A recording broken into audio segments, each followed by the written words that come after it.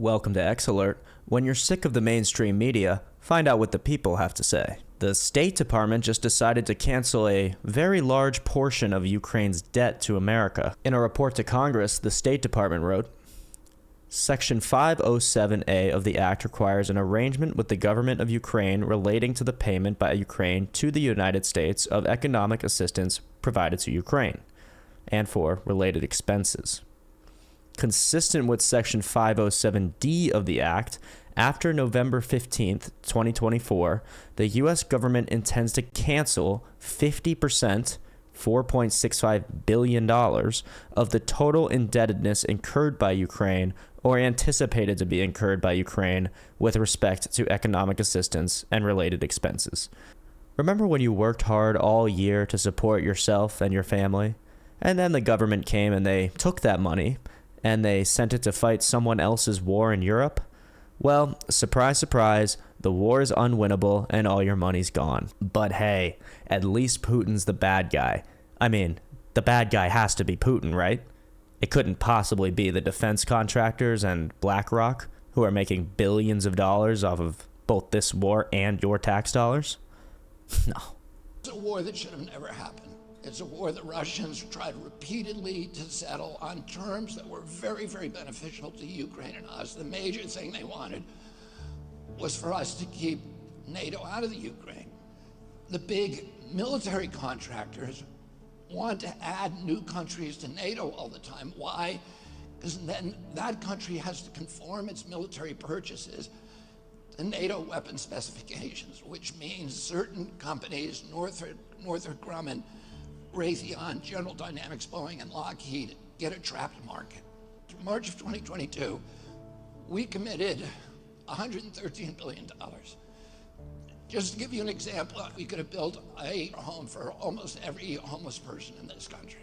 We then committed another $24 billion since then, 2 months ago, and now President Biden's asking for another $60 billion.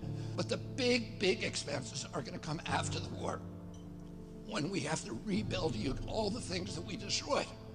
Mitch McConnell was asked, can we really afford to spend $113 billion to Ukraine? He said, don't worry. It's not really going to Ukraine. It's going to American defense manufacturers. So he just admitted it's a money laundering scheme. And who do you think owns every one of those companies? BlackRock. So Tim Scott, during the Republican debate, said, don't worry, it's not a gift to Ukraine, it's a loan. So raise your hand if you think that that loan's ever getting paid back. Yeah, of course it's not. So why do they call it a loan? Because if they call it a loan, they can impose loan conditions. And what are the loan conditions that we impose on? Number one, an extreme austerity program, so that if you're poor in Ukraine, you're going to be poor forever. Number two, most important, Ukraine has to put all of its government-owned assets up for sale to multinational corporations, including all of its agricultural land, the biggest single asset in Europe. In Ukraine, there's been 1,000 years of war fought over that land. It's the richest farmland in the world. It's the breadbasket of Europe. 500,000 kids almost, Ukrainians have died to keep that land as part of Ukraine. They almost certainly didn't know about this loan condition. They've already sold 30% of it. The buyers were DuPont, Cargill, and Monsanto. Who do you think owns all of those companies? Yeah, BlackRock. Popular Libertarian Senator Rand Paul comments on the Department of Government Efficiency. Take a look.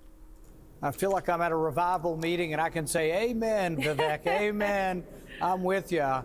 We've already forwarded them 2,000 pages of waste that could be cut.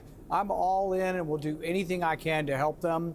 I think we've never had a president and a team like Elon Musk and Vivek Ramaswamy that have this degree of momentum, incisiveness, and frankly, energy and drive to do it. That's what it takes. It's a monster.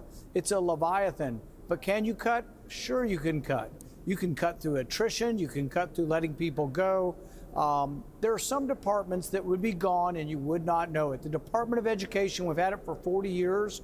The scores of our students are worse. If it was gone tomorrow, It would not affect education, although it might help education because you'd have more local control of your schools. Can they do it all through executive action?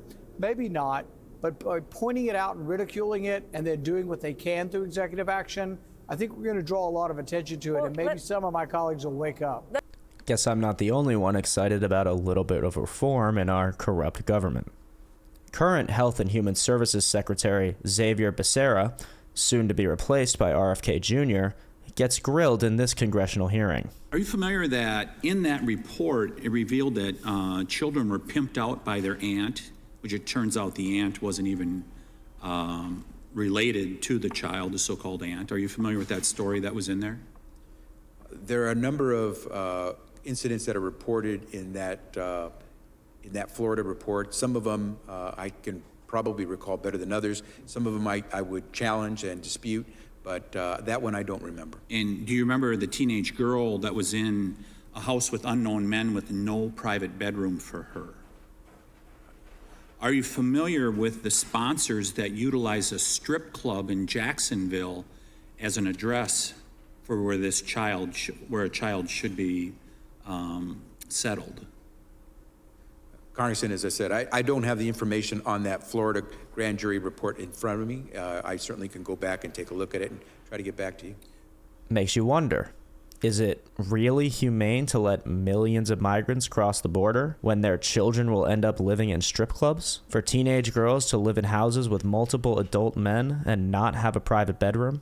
Now for everyone's favorite part of the show, Clown Corner, where we find one clown from the millions on X and have a laugh on their behalf. Today we have a familiar face, Ellen DeGeneres, and one of her posts from a few years ago.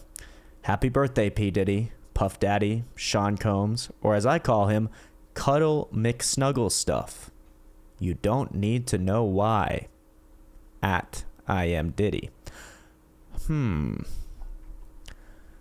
Creepy. I'll leave you guys to ponder what she might have meant by that in the comments. Like and subscribe if you'd like to see more, and see you next time.